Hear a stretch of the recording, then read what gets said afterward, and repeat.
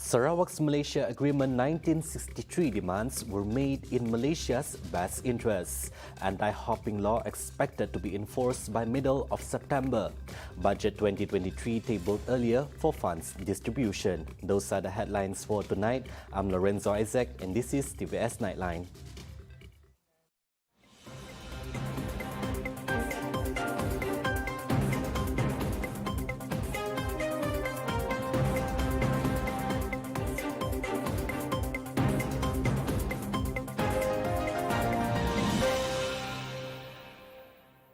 The constitutional amendments to prohibit members of parliament MPs from switching parties are expected to be enforced in the middle of September at the latest.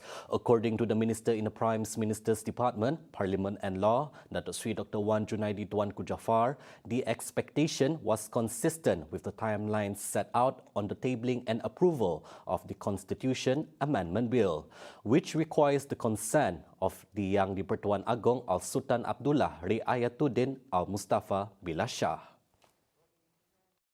Jadi kalau undang-undang tu bila sampai 1 minggu tu insyaAllah akan kita tunggulah. Pada ketika itu kita dah terlepas kepada tangan kita. Biarlah dulu tuanku baca benda tu dulu. Kalau dia apa benda yang dia ada penjelasan, dia akan panggil AG untuk beri penjelasan. He told reporters at a press conference after attending the public's feasting ceremony at Kampung Bako Hilir, Kuching on Sunday. Commenting further, he said the process to implement the anti-hopping bill involves 2 stages, namely by going through the process of assent by the King in accordance with Article 66 of the Federal Constitution before it could be gazetted into law and enforced. Kuat kuasa. Dia 2 peringkat ya. Satu berkenaan duli tuanku di bawah perkara 66 Perlembagaan Persekutuan. Selepas itu dikembali kepada kita lagi dan pejabat AG dan pejabat saya akan memohon kepada duli tuanku untuk dikuatkuasakan. Sebab undang-undang itu sendiri mengatakan penguatkuasaan undang-undang itu setelah diberkenan oleh duli tuanku ialah mengikut titah duli tuanku juga. Previously, on 28 July 2022, the Dewan Rakyat has unanimously passed the historic anti-hopping bill through a block vote. A total of 209 MPs voted in favour of the bill. 11 MPs were absent when the voting took place. Budget 2023, initially scheduled to be tabled on October 28, 2022, has now been brought forward to October 7 this year. According to the ministers in the Prime Minister's Department, Parliament and Law, Datuk Seri Dr. Wan Junaidi Tuanku Jaafar, the decision for the Budget 2023 to be tabled 3 weeks earlier is to provide the ministries involved with ample time to implement and distribute financial resources approved by the Parliament. He further added that the said decision was to allow debates motion by all members of the Parliament. Tapi bila saya tengok takwim yang kali ini, dia adakan 29 bulan 10. Dia terlalu lewat lah. Biasanya kalau duit yang lewat diluluskan, dia akan lewat juga sampai ke negeri-negeri dan lewat juga kepada kementerian-kementerian. Dan kalau kerja anda duit itu cepat dilaksanakan, mesti dicepatkan dulu peninjauan. He said the debate will take up at least 30 days before any funds allocated are approved. Dan kalau ada perbincangan, bayangkan Dewan Rakyat tidak lebih daripada 10 hari dan dalam jawatankuasa tidak lebih daripada 20 hari, 30 hari untuk perbincangan RUU undang-undang kawangan saja.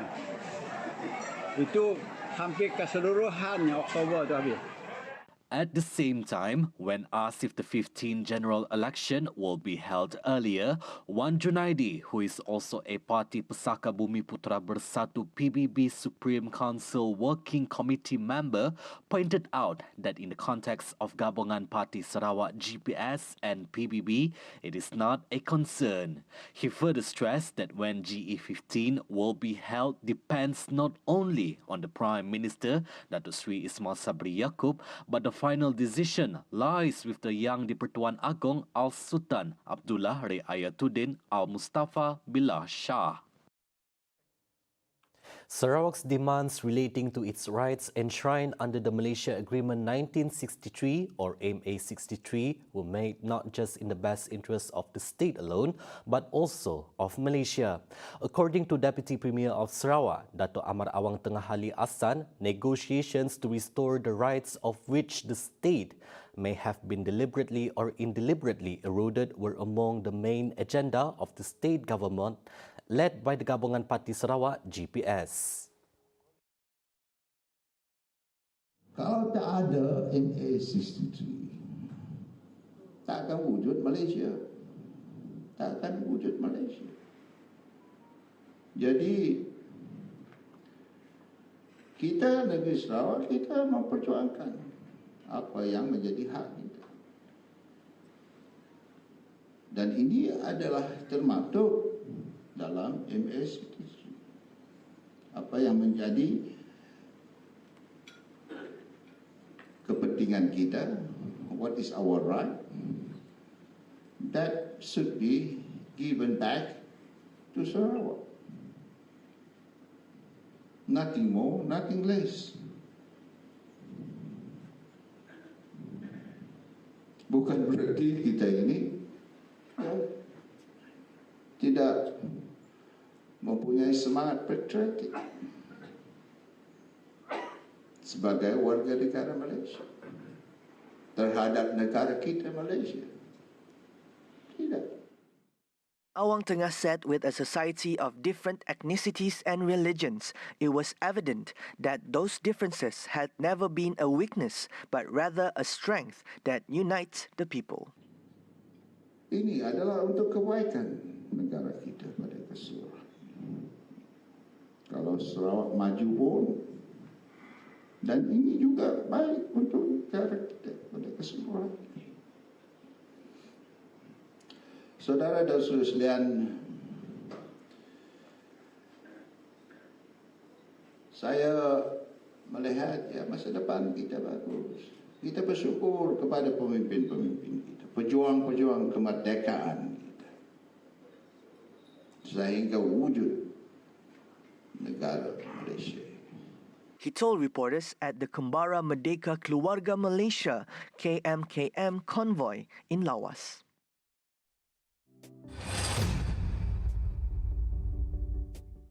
Exciting news for the people of Sarawak. The Sarawak government will launch a new package of Bantuan Khas Sarawak'S Sayang BKSS 9.0 on August 29, Monday. Deputy Premier of Sarawak Datuk Sri Dr. Sim Kui Hian said the announcement will be made by the Premier of Sarawak Datuk Patinggi Tan Sri Abang Johari Tun Openg at 9 a.m. He told reporters after officiating at the KKB Engineering Berhad's Charity Fund Run at its headquarters in Kuching on Sunday. He further added that Abang Johari will make the BKSS 9.0 announcement in Wisma Bapak Malaysia at 9 a.m. Dr. Sim, however, advised the public to wait for the Premier's announcement when asked what the new aid package focuses on. Previously, Dr. Sim disclosed the new package would include, among others, a discount on monthly electricity and water bills. The BKSS was first introduced in March 2020 when the First Movement Control Order, MCO, was implemented to contain the spread of COVID-19, and the various assistances were to help those affected by MCO. In 2020, BKSS 1.0, worth 1.15 billion ringgit, was launched on March 23rd. BKSS 2.0, worth of 1.1 billion ringgit, on April 10th. BKSS 3.0, worth 300 million ringgit, on May 8th. And BKSS 4.0, worth 104 million ringgit, on October 23rd. Last year, on January 21st, 405 million ringgit was allocated for BKSS 5.0, 1.4 billion ringgit for BKSS 6.0 on May 28th, 800 million ringgit for BKSS 7.0 on August 4th, and 285.47 million ringgit for BKSS 8.0. The entertainment and performing arts in Sarawak are indeed a thriving industry. However, most local talents, be it singers, actors, dancers, artists, often feel underappreciated due to the minimal opportunity to showcase their talents and gain support from the local community. The perception of one can only make it big in the capital city of Malaysia, Kuala Lumpur, is no longer applicable to Sarawak as the industry has saw major developments in the past 2 years. Now, earlier this week, we spoke with a well-established figure in the industry, Anding Indrawani, to better understand the ecosystem of the entertainment industry in Sarawak. I can see for the past 2 or 3 years, it has been a different situation as compared to, let's say, 5 or 10 years ago. And I can see there's a future for Kuching or even Sarawak to be the next hub for arts or even culture hub in Malaysia as a whole. But also we're still searching for the right system and also for the right person to in charge new talents. I'm quite optimistic to see that we are going to have not just a talent agency but also our own industry, and who knows that we are going to have our own e-village, or let's say so-called like Hollywood, that kind of thing. We have to think big. We have to. That explains why some of my fellow Sarawakian artists, they decided to go back, that is why I decided to go back as well. And I just want to contribute to the community, and I just want to be closer to my family. But more than that, I've seen that the industry is booming. With the recent progression in the industry, Anding is one of the opinion that it is no longer relevant for local talents to move to Kuala Lumpur, the country's actual hub for the entertainment industry, to make a name for themselves. I think it was relevant 10 years ago, or maybe 5 years ago. Now I have this saying that I can still live in Africa if I want to, but still pursue in my arts and entertainment industry. KL is just a center. Things have changed, and after graduating, students can always find a job here in Sarawak, find a job here in Kuching, because we already have this. We already have all these platforms. We already have our TV stations, radio stations. They can always be an influencer for social media, and they can always work anywhere. So what I'm trying to say here is, I think looking at KL as the only creative industry hub, that thing needs to be changed. The actor believes that Kuching has the potential to become the next entertainment hub in Malaysia as Indonesia moves its capital to Kalimantan, which puts Kuching as the middle point between Bandar Seri Begawan, Brunei and Nusantara. On talent discovery, industry players in Sarawak will need to formulate a system so that talents can be discovered and nurtured systematically. Of course, Anding agrees that going viral is one of the ways to be discovered, with the more recent instance where Winnie Albert became a sensation overnight when her video was shared massively on social media. Virality is relevant. It is important. But you cannot create virality on your own. You know, it has come naturally. It has to be sincere. It has to be genuine. Whether I like it or not, it is happening, and people are looking, and people are scrolling, because phone is the thing right now, right? And it's just, even people say that bad publicity is still a publicity. To answer that question, we do have some undiscovered talents, and it's such a waste when looking at some of them has already lost passion in arts, and also doing what they love, because of we don't have that good infrastructure in the first place. But at the same time, they need more encouragement, also support, maybe not just from the government, but also from every one of us, teachers and also the society itself. And sometimes when we look at another perspective, there are some lucky talents that went abroad and they go globally, go internationally. But when it comes to unprivileged people who already has the talent, yeah, that is when they decided to go back balik kampung and help their parents and such. So that is where the passion dies, and also that is where they got discouraged. So this kind of thing that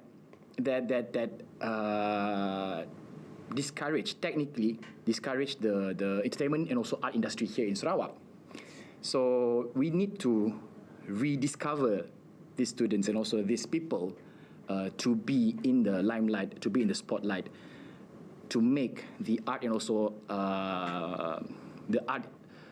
and also creative industry boom again here in Sarawak.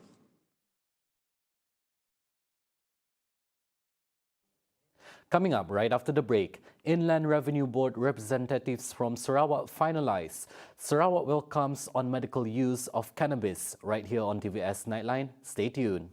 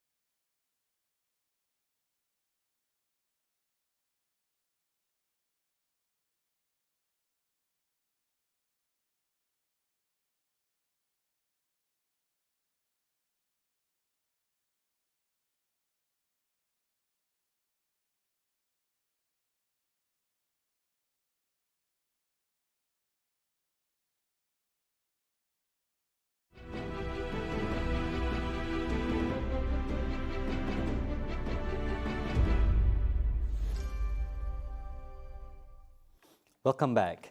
The current status on Sarawak representatives appointed to the Inland Revenue Board, IRB, will be finalised in the near future. According to Deputy Minister in the Premier's Office, Law, MA63 and State Federal Relations, Dato' Sharifah Hasidah Said Aman Ghazali, the outcome will be announced by the Premier of Sarawak, Dato' Patinggi Tan Sri Abang Johari Tun Openg. Jadi jawatan kuasa seperti rakan sekutu, jawatan kuasa security dan jawatan kuasa sosioekonomi pun telah bermesyuarat dan akan bermesyuarat, dan jawatan kuasa khas Majlis Khas MA63 ya, yang dipengerusikan oleh Perdana Menteri dan juga Yang Amat Berhormat Premier, kita akan adakan mesyuarat masa terdekat. Jadi semua ini akan diputuskan dalam mesyuarat lah. At the same time, Hasidah said among the negotiations made under the Malaysia Agreement 1963 is the special grant to the state under Article 112D of the Federal Constitution. Kita juga menunggu untuk special grant kita di bawah Artikel 112, di mana kita telah memberi formula khas kepada kerajaan persekutuan mengenai peruntukan review of special grant tu. Kita dah beri formula khas dan kita tengah tunggu keputusan lah. Dan juga isu-isu mengenai pentadbiran kehakiman, judicial administration, pelantikan judicial commissioner ke semua ni, semua tengah kita rancangkan, dan juga kita juga mau mohon agar kerusi dalam parlimen ditambahlah. Itulah. She told reporters after the closing ceremony of empowering women at a college community in Kuching on Sunday. Sarawak welcomes the moves in the Health Ministry in Malaysia in applications to conduct clinical trials on products containing cannabis extract for medical purposes, as there are no such trials being carried out at the moment. Deputy Minister in the Premier's Office, Law, MA63 and State Federal Relations, Datuk Sharifah Hasidah Said Aman Ghazali said cannabis has shown extreme promise in the treatment of numerous medical problems. However, Hasidah, who is also the Malaysian Drug Prevention Association Pemadam Deputy Chairwoman, strongly advised that the medical use of cannabis has to be properly prescribed by a registered medical practitioner and holds a valid practicing certificate under the Medical Act 1971, Act 50. Kalau untuk tujuan perubatan medikal certified oleh pakar-pakar dan doktor, maka kita rasa sesuatu yang perlu dilaksanakan boleh, sesuatu yang baiklah. Jika penting untuk medikal lah dan tidak disalahgunakan oleh masyarakat lah. Jadi ini mesti di-administer mengikut medical procedure dan kelulusan daripada doktor dan pakar. Ya, kalau macam tu it's okay. Kan untuk kita elak sakit lah. Previously, Health Minister Khairi Jamaluddin announced during a joint press conference with his Thai counterpart Anutin Charnvirakul last August 23rd that Malaysia is keen to learn more about cannabis from Thailand, especially on its evidence-based applications and cannabis-related pharmaceutical products for medical purposes. Deputy Minister in the Premier's Office, Law, MA63 and State Federal Relations, Datuk Sharifah Hasidah Said Aman Ghazali is in discussions with the relevant agencies to push for heavier punishment against those involved in drug-fueled activities. She said Sarawak is considering enacting heavy penalties for illicit cultivation, manufacture, possession, consumption and trafficking of narcotic drugs. She said the move was to help combat drug crime-related activities statewide and in ensuring a community free of drugs. Itu boleh sesuatu yang kita boleh fikirkan lah. Saya rasa sesuatu yang idea yang baik. Kalau perlu kita tingkatkan hukuman bagi yang mengedar dadah ke, sesuatu yang boleh kita fikirkan bersama. Dia sesuatu yang baik. Bagi kita dari undang-undang ini, kalau sesuatu yang baik untuk masyarakat, sesuatu perlu diperbaharui, kita memang terbuka. She told reporters after officiating the Break of Samarahan ceremony 2022 in Kota Samarahan on Sunday.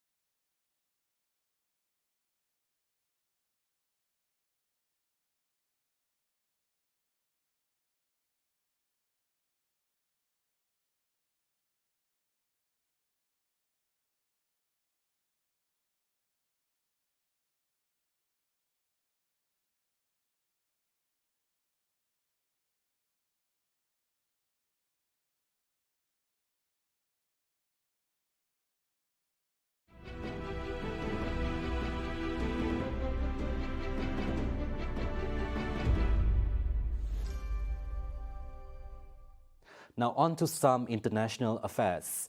Power cuts in the Gaza Strip have melted stocks of ice cream, making the local shops to stop selling the treat just in time a heat wave has boosted up the demand. With the temperatures reaching 34 degrees Celsius, ice cream is relatively inexpensive treat in Gaza, which is home to 2.3 million people squeezed into a narrow coastal strip by Israel. Owners of several groceries said they have to stop selling ice cream even as summer has increased demand. نص الاسكمو اللي بنحطه بالثلاجه نصه بيطلع ايش يعني ضارب يعني سايع طب ايش نعمل فيه؟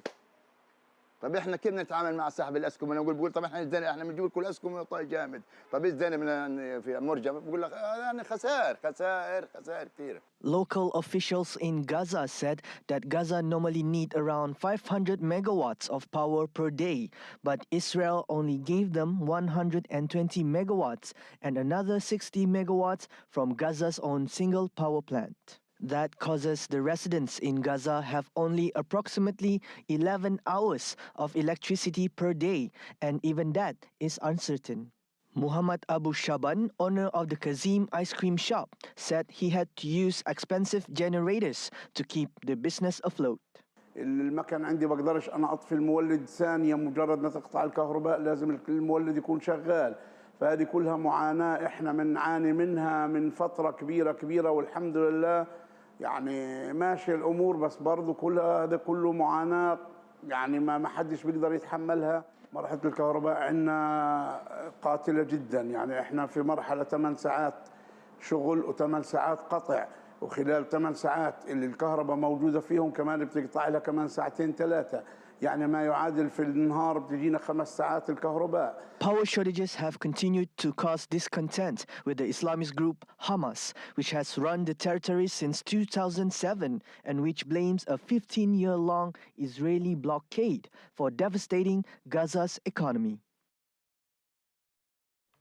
The lack of financial literacy can lead to a number of pitfalls, such as accumulating unsustainable debt burdens, either through poor spending decisions or a long-term preparation.